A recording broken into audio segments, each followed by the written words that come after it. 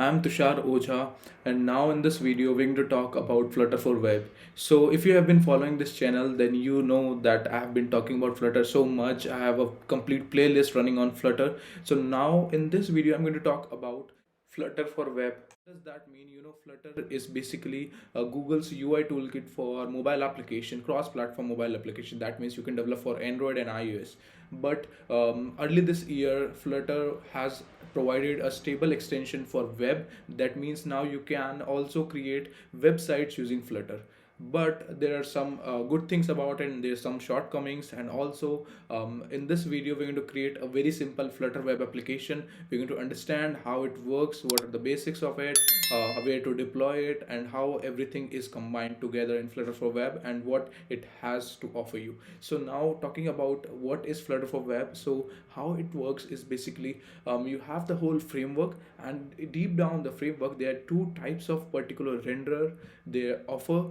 You can also manually choose in between them. First one is HTML or DOM render for the basic websites, the static websites, which doesn't require much of the browser's capability to render the graphics. If you have much more graphics, much more animations and things like that, you could or definitely choose WebGL for that. So these are the two web renders it gives. So everything works on a canvas. It looks beautiful. And also, if you have a Android or iOS mobile application developed in Flutter, then you can use up to 80% of the code or more in your Flutter web. So now that's insane.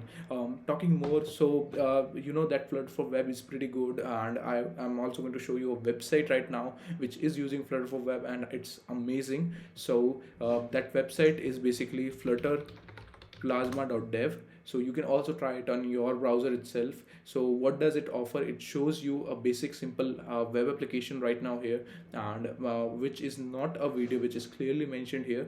And just turn on your sound, you feel like it's a video, but it's just pure animation developed using Flutter.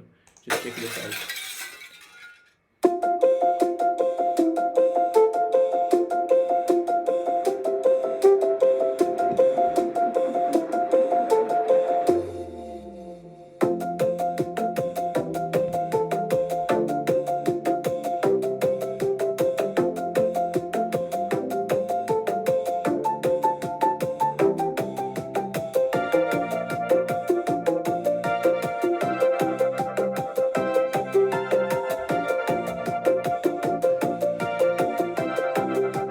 Saved you some time. You can watch that video, not a video, my mistake.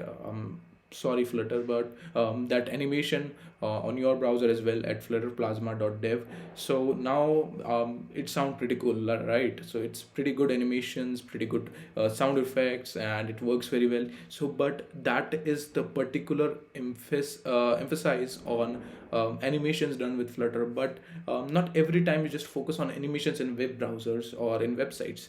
There are a lot more things important rather than that. So we're going to talk about three best use cases for Flutter Web, where you could just fit it Flutter Web and it's going to do the job great if you have knowledge of Flutter. So the first one is you can create PWAs using Flutter. So PWAs are basically progressive web applications that are basically installables and provides offline support to your websites, so that user can basically easily install these.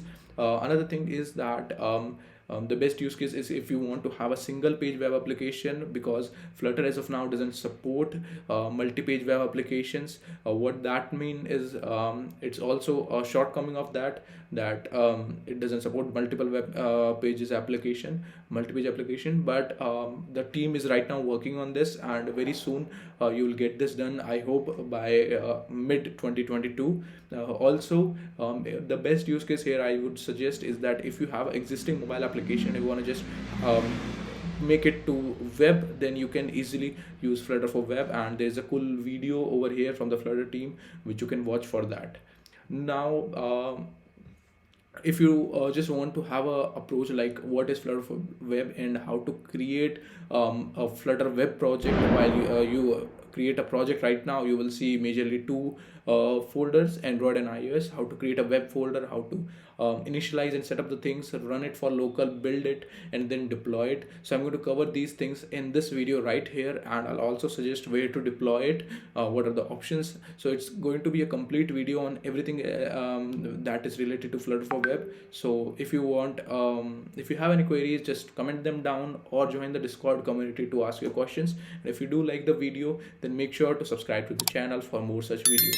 Now let's get started with the code part and create a Flutter for Web project. You can see this is a very basic counter application in Flutter. So on the left hand side there are folders for Android and iOS, but you cannot find a folder for web. So now we have an existing application and we want to have that web folder right here. So there is a command for that, that is flutter create dot. So this command especially just checks for all these folders, like you have Android and iOS and web folders or not. If any one of missing, and it automatically detects the package from the pubspec.yaml and then creates the folder accordingly. In case you are going to start it especially for Flutter for Web, you don't need Android or iOS, you could just say flutter create web. So that now that would create a specific web project for Flutter. So I've just said flutter create dot. Now I'm going to hit enter.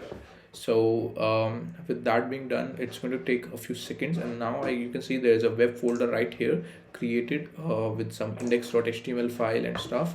So we don't have to touch this for now. What I'm going to do, I'm going to clear the command line from here. Now to run this web application, so you know, for Android and iOS we just say flutter run Android, flutter run iOS. We do similar thing for web, we just say flutter run rather than web we will say flutter run dash d Chrome. So it basically runs on the Chrome. That's why we need to do it in the debug mode. If you don't want to type in all, you can just say flutter run, but we do it this way and then hit enter. So it's going to connect the Chrome for the debug mode, and it's going to open the debug portal onto the Chrome. So if you have Chrome browser, it's automatically going to fire it up and just launch the application. So it's also going to take a few seconds before doing that. So now you can see here is the app. It takes a few seconds to launch the particular application into the browser. As you might have seen for the Flutter Plasma as well, it took a few seconds once the page has been loaded to finally launch and render the first frame of Flutter project. So here you can see I can just increment the counter and it works perfectly. So this is a very basic Flutter web. Now notice a few things here.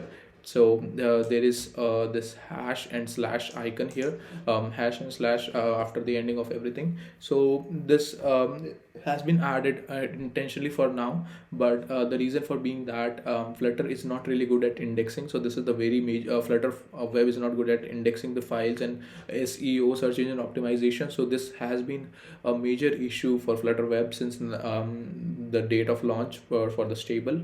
That's why I don't share that you should go and build everything in Flutter web. So this is very important and hasn't been done yet, but it's also under the process and it's going to be there very soon.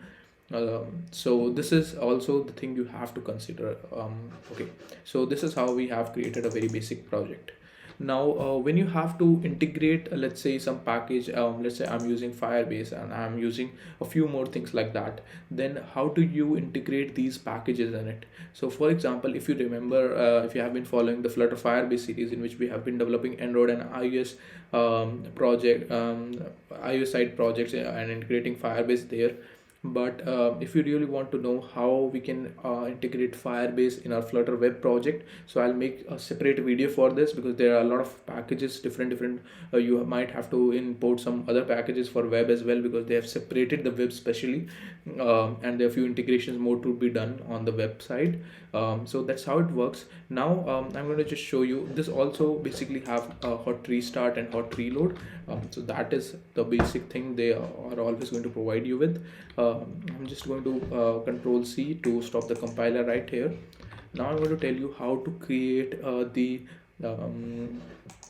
compiled files so that you can just deploy them. So what you can do here is you can just say flutter build web. So now with this command it's automatically going to build it for the web in the build project. So also yes, now you can see it's not in the null safety, but I have already done it to the null safety in one of my other video. So okay, so that doesn't affect much. Okay, so I could probably be able to see it somewhere around here. So this is the final, the compiled version what we have here. Fire, there's a build directory, and in the build directory I have web, and here you can see this is the index.html file I have. So it's not opening here. So the reason being that it needs to be deployed somewhere to you can, so that you can actually run it. So for that there are a lot of options where you can deploy. You can deploy it to Heroku, you can deploy it to AWS. So it's basically deployable to any particular site. But the easiest way to do it is with the Firebase hosting. So I guess that would also be the part of the other video I'm talking, which is coming later this week. So you can stay tuned to this channel for this week. So I guess that's enough for this video. I have told you about the shortcomings and the benefits of Flutter for web. So that's all for this video. The resources mentioned here, I would suggest the same resources for all of the same resources. So thanks for watching, and I surely catch you in my next video.